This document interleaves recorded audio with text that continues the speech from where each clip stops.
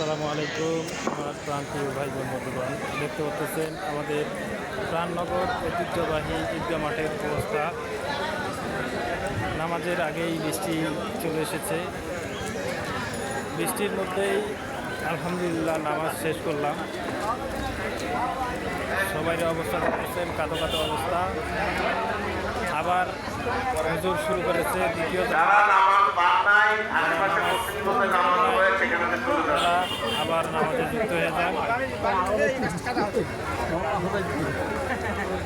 এই যে দেখতে পাচ্ছেন কি অবস্থা আমাদের প্রাণনগর ঐতিহ্যবাহী ঈদগাহ মাঠের,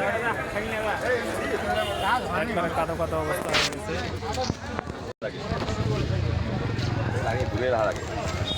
নামাজ শেষ করেছি, বাড়ির দিকে রওনা করেছি।